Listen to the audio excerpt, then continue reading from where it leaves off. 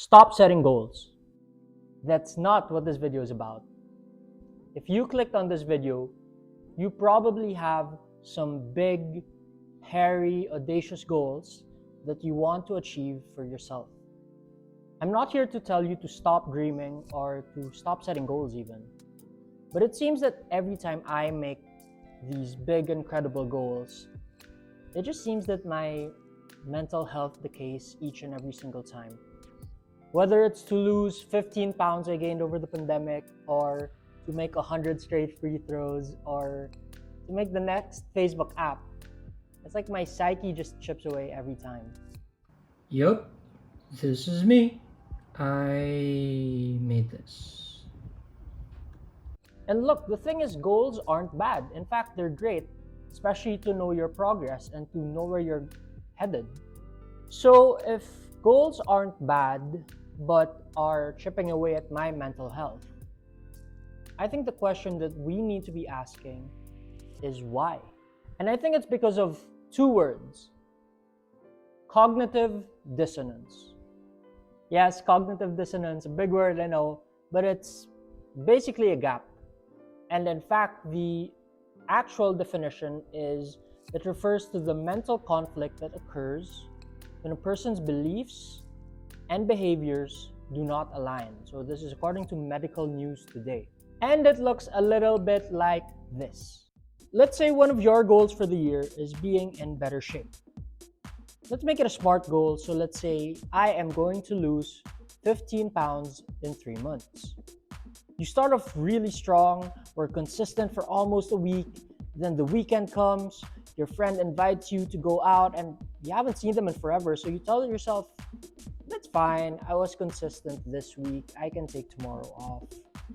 So you go out, you have a good time, end up skipping the gym, but okay, you're okay with it because, well, you had a good time, right? But then next week comes, you go to the gym on Monday, but your type A boss gives you a ton of work, so you end up skipping the gym a few more times, and before you know it, that pattern just keeps on going and going and going, on top of some of your anxiety breakdowns, your relationship problems, few rainy days. Soon enough, 3 months have passed and you end up gaining 3 pounds and going to the gym a third of the time you said you would. Sound familiar? This has happened to me hundreds of times. And if you zoom out, this is actually normal and it happens to a lot of people. But that doesn't matter, because the farther away our actions are from what's in our heads, the worse it is for our happiness, our confidence, our discipline. And we're our own harshest critic. I know I am. I just want to be clear. I don't think it's necessarily a bad thing per se, because maybe that rest is what you needed at the time. But at some point, the closer the gap between our actions and our goals, that's when true success and true progress happens. So, the big question is how? And I like thinking about it as driving a car or being in transit. A lot of people consider the act of driving a car or riding public transport as a chore. It's boring. It's a means to an end. And it's not that it's not enjoyable, but it's more emotionless. I have to get to work, so it's 30 minutes away and I need to drive there. So I'm just gonna get in the car and drive there. And yes, in the Philippines, 30 minutes to work is a dream. Or I need to get to the restaurant ASAP, so I'm just gonna book an Uber. Emotionless. It's just the act. We've been programmed to think laser focused on the end in mind. What if we pay more attention on the journey of getting there? What if we make a concerted effort to actually enjoy the ride or the drive there? So here are 3 foods for thought. Food for thoughts? Here are 3 food for thought on how to enjoy the journey. So the first way of falling in love with the journey is to focus on the process metrics, not the outcome metrics.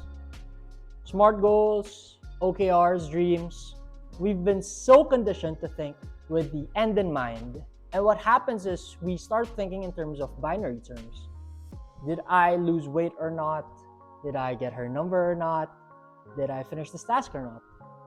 The thing is, the end is literally the outcome of all of those little things you do in the middle to make that happen. These are your processes. For you to lose 15 pounds, you need to get to the gym. For you to publish a book, you need to write every day.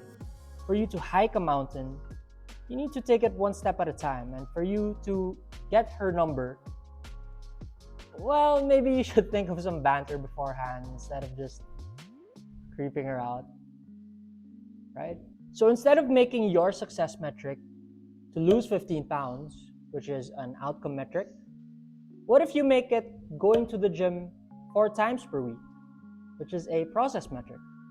By reimagining what you're tracking as successes in terms of the actual things you do to reach a bigger goal, you end up thinking about the things that you can actually control and not things that are a result of your actions. You can control putting on your shoes and taking a run. You can control writing 1 sentence at a time. You can control how much money you save per day to help you reach that 1 million. Not just that, you slowly start to rewire and train your brain to start thinking about things differently and really just making yourself happier. The second food for thought is to decide on your own identity and just be it. It's quite literally redefining yourself. Let me explain. Now, oftentimes we tell ourselves our goals in this way. So for example, we tell ourselves, I want to run a marathon, or I want to have a good marriage. But again, the thing here is you're focusing on the end goal and something that hasn't happened yet. But if you think about it in terms of defining your own identity, you shift the mindset from I want to run a marathon to I am a runner. I want to have a good marriage to I am a good husband. So the question isn't on how can I run a marathon, but what would a runner be doing right now? How would he or she be spending his days? He'd be training well, eating well, sleeping well, all of those things. Similarly, what would a good husband be doing now? Would he be prioritizing work or going out with his friends on weekends? Or would he be spending time with his wife or his family? By shifting your identity and claiming it, you start living the life you've been wanting instead of just daydreaming or waiting for it to happen. There's this really interesting quote I saw one time, and it literally said, train like you're a Nike athlete. And I found that so powerful because, think about it. If you actually think about how a Nike athlete would train, would you be happy with your current workout regimen? And I think this applies to other facets as well. Build your business like you're VC funded, or write songs like you have a record label. Save money like you're still in college, or memorize or study biology like you're already a doctor. The idea of real change happening at the identity level, not just at the action level, is actually from the book Atomic Habits by James Clear. So thank you, Blinkist. This video is not sponsored by Blinkist. Of course not, this is like my second YouTube video. But it's a really good app and it helped me review Atomic Habits by James Clear. So back to the video. Which leads to the third food for thought, which is to automate yourself with habits. So for you to actually enjoy the journey, there needs to be as little resistance as possible. And you've probably heard this one before because, well, it works. If you want to take a run every morning, make it easy for yourself by picking out your clothes and laying them out the night before. Or at least this helps with most people. Well, Dom, I'm not most people. Well, okay. So if that doesn't work out for you, then pair it with an activity that you like. So, for example, you can reserve one of your favorite playlists in the world for whenever you're running. That's it. Or you can only have your first cup of coffee after taking 3,000 steps in the morning. Something like that. We humans are wired to take the easy way out. I mean, social media, taking breaks, etc. But easy doesn't necessarily mean lazy. It just means that you've repeated it or practiced it enough.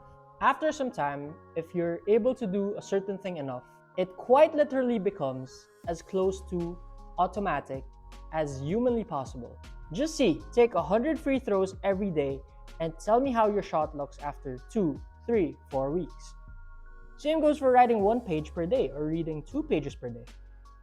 No, but seriously, what's becoming a millionaire if you've hated every step of the way? What's becoming a managing director if it's at the expense of your own mental health? These huge goals of yours aren't gonna come easy.